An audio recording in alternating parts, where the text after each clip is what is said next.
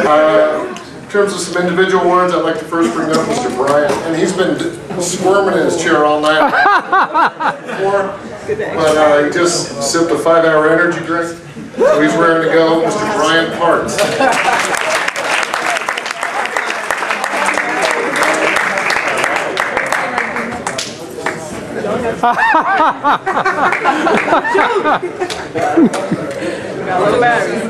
Speech! Speech! I'm sorry, man. For anybody that's accustomed to they're already laughing.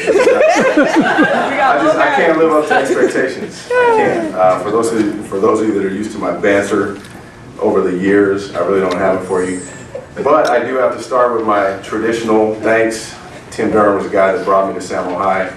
Got to thank James Heck for giving me the first job, coaching basketball, pulled me off the football field, gave me that job. Miss Baxter, our #1 fan over there. She supports us through and through in times where, she's at every game. I mean, she came out to the Oaks Christian tournament during her holiday, made it up to Clovis East. She's always been around, and she's there for our kids when they need them too. So big thanks to her.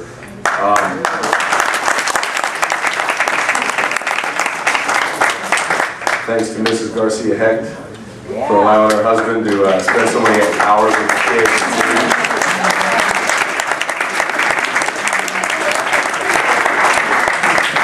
And thanks to all the coaches. What's great about all the coaches, I mean, again, like Dom said, it is a fraternity. It is a fraternity. We know these guys on and off the court together. Some of the guys I've known since before SAMOHI, so that's always a good thing too. Thanks to all the parents, as usual. Don't need to clap for yourselves, but just feel great. You guys are wonderful, and for those of you that have played for me in the past, you've gotten thousands of my emails that always talk about we would be nothing without your support, so that's the truth.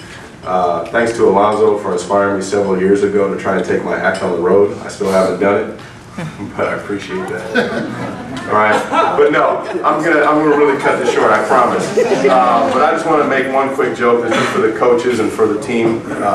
Quick moment of silence for Coach Vance.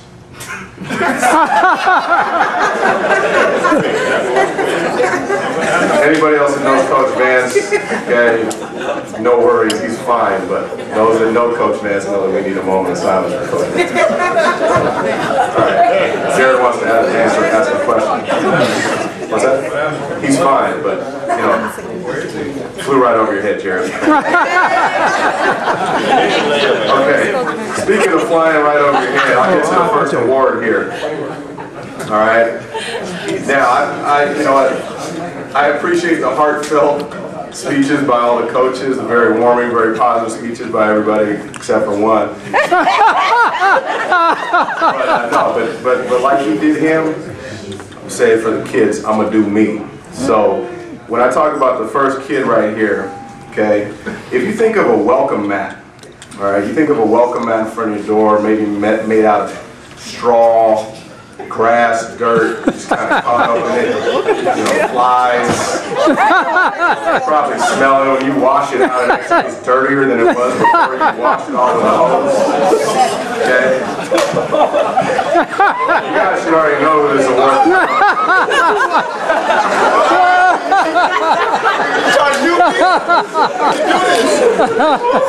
Okay, that's trying to say I love you, baby, but it's not you.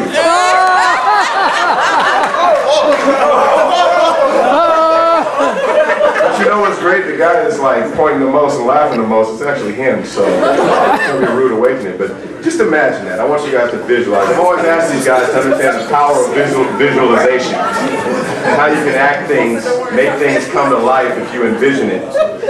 So this next kid, this award right here, okay, is the Viking Bench Basketball Award. Okay, so that means it's not a starter.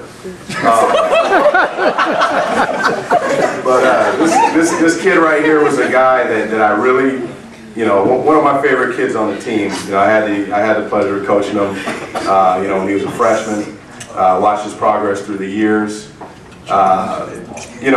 did a lot of things in a lot of different arenas, a lot of different areas of basketball. But this one kid, I mean, he really was there when he was called on this year. At any time he would come in the game and he would provide instant offense.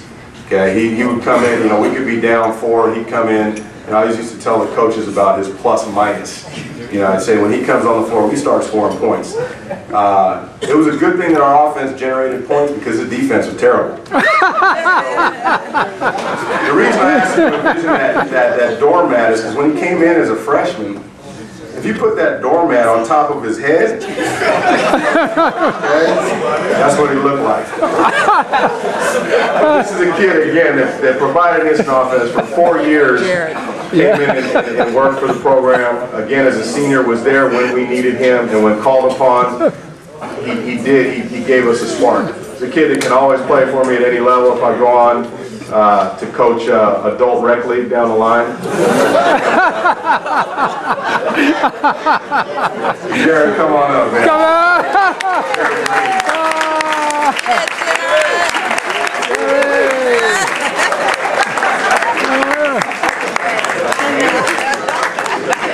Hi, Jared. Yeah, Jared.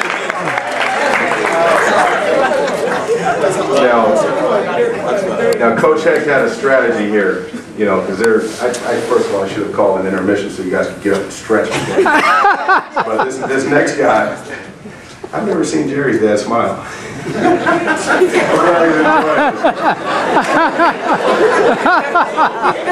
So, this next kid right here, Coach Heck must have given me this award because this kid's not here, so I can't go on too long, except for the fact that I see 2 of his wonderful family members here that I have so much respect for, so much love for. They've been here from day one supporting this kid. I can't tell you the last time one of his family members missed a game. But I mean, you know, throughout this year, you know, his mom was bringing drinks, you know, coordinating drinks and bringing them to every game with those broken down. Yeah.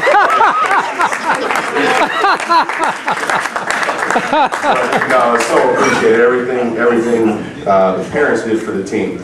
But to talk about the kid, okay, came in as a freshman, you know, as a gangly kid, you know, fresh off of a headgear, long braids. Came in and showed off his ability, his athleticism, his knowledge of the game, and this kid's just an extremely bright kid in more areas than just a basketball court. But again, he truly had some skills on it. He won the Defensive Player of the Year award as a sophomore, which is not often done.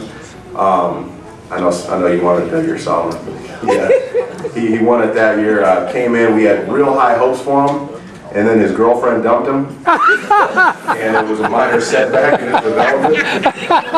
But he did go ahead and rebound. This award right here is actually not for a bounce back player of the career, but I personally think this player carried us down the stretch. I think through the playoffs he was our best player. Just really things really came together for him in the last 10 games. Just an absolute monster. But the one thing he consistently did, and you know, I was lobbying for a new award called the Corey Walker Award because Corey took more charges in his Santa Monica high school career than anybody I've ever seen.